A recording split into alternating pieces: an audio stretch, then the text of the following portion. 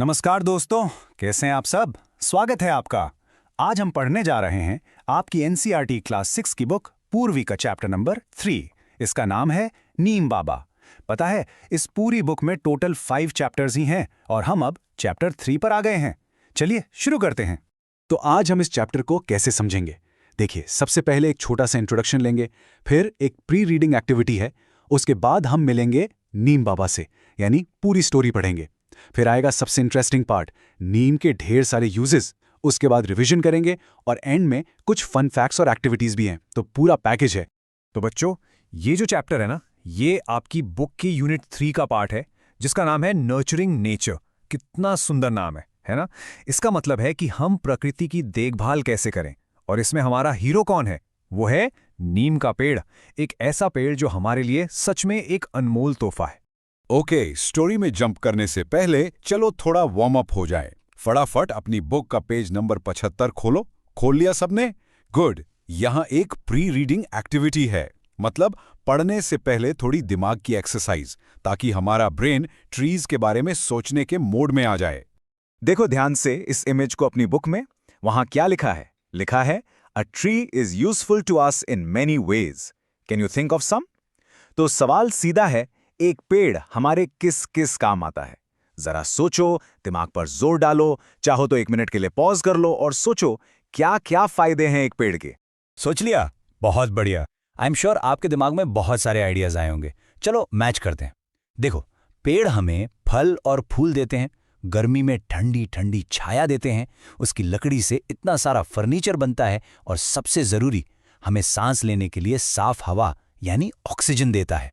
इतना ही नहीं, ये पक्षियों और जानवरों का घर भी है और इससे दवाइयां भी बनती हैं। कितना कुछ देता है एक अकेला पेड़। चलो जी, वार्म अप हो गया। अब टाइम है मेन स्टोरी का। रेडी हो सब? फटाफट पेज नंबर 76 पर आ जाओ। अब हम शुरू करने वाले हैं असली कहानी, नीम बाबा की। ये स्टोरी एक कॉन्वर्सेशन है। एक लड़की है एम्बर और एक बहुत ही वाइज यानी समझदार पेड़ है, जिनके बीच में बड़ी ही इंटरेस्टिंग बातें होती हैं। तो ये है हमारे स्टोरी के स्टार्स। एक तरफ है एम्बर और दूसरी तरफ है हमारे नीम बाबा। एम्बर स्कूल से आकर नीम बाबा की ठंडी छाया में बैठ जाती है और उनसे बातें करती है। वो उस पेड़ के बारे में जानना चाहती है जिसे वो रोज देखती है। तो जब एम्बर उनसे उनके बारे में पूछती है, तो देखो पेज 76 पर नीम बाबा क्या कहते हैं। वो कहते हैं, I was born millions of years ago somewhere in north India और Myanmar. My family can be found in many Asian and African countries and even in some parts of America. सोचो जरा, मिलियंस ऑफ ईयर्स अगो, मतलब नीम बाबा लाखों साल पुराने हैं।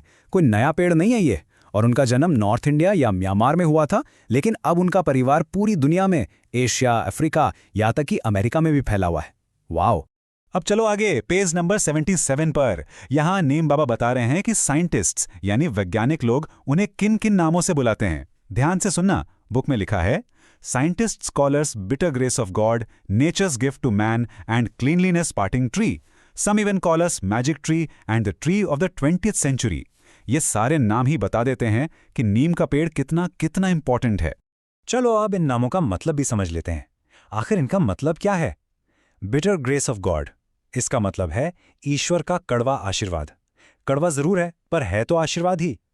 फिर है नेचर्स गिफ्ट टू मैन, यानी प्रकृति का एक अनमोल तोहफा। लोग इसे मैजिक ट्री भी कहते हैं, यानी जादुई पेड़। और the tree of the 20th century, 20वीं सदी का पेड़। सच में कितने पावरफुल नाम है ना? ओके बच्चों, अब पेज 79 पर आओ। यहां एक नया वर्ड सीखने को मिलेगा, स्टैग्नेंट। आपकी बुक में इसकी डेफिनेशन दी हुई है। चलो पहले वही पढ़ते हैं। Stagnant, adjective of a body of water or the air in a confined space having no current or flow and often having an unpleasant smell as a consequence।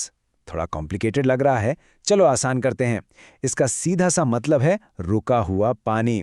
जैसे सड़क के गड्ढों में बारिश का पानी इकट्ठा हो जाता है जो बहता नहीं, बस वही है स्टैग्नेंट वाटर। और आपको तो पता ही है, ऐसे ही पानी में मच्छर पलते हैं। अब इसी पेज पर एक और नया वर्ड है, टर्माइट्स। इसकी डेफिनेशन क्या है बुक में? Termites, noun, insects that damage would and buildings. Simple है, टर्माइट्स मतलब दीमक, वो दुश्मन जो आपके लकड़ी के फर्नीचर या दरवाजों को अंदर ही अंदर से खोखला कर देता है। ये वही कीड़े हैं। तो चलो अब हम आ गए हैं चैप्टर के सबसे सबसे इंपॉर्टेंट पार्ट पर। सब लोग पेज नंबर 80 खोल लो।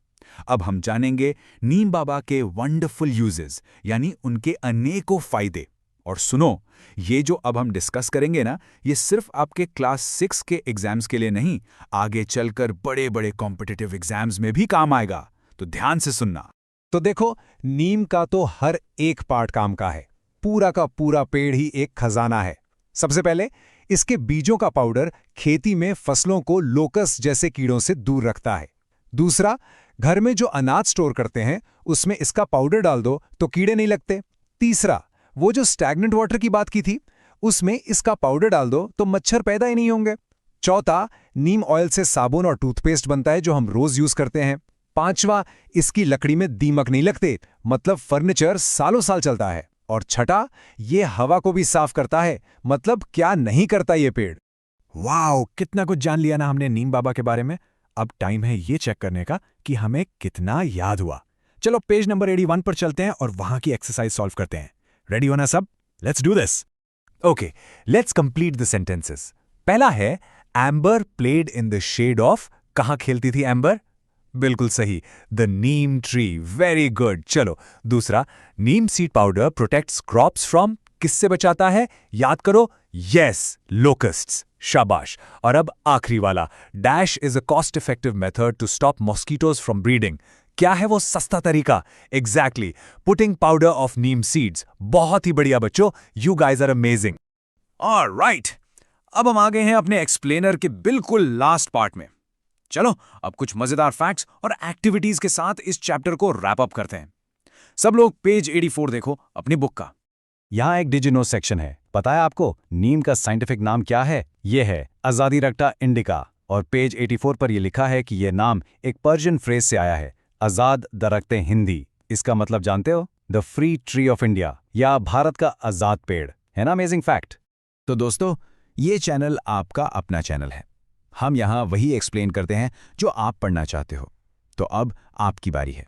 नीचे कमेंट सेक्शन में जाओ और हमें बताओ कि नेक्स्ट टाइम आप कौन सी बुक और कौन सी क्लास का चैप्टर हमसे समझना चाहते हो।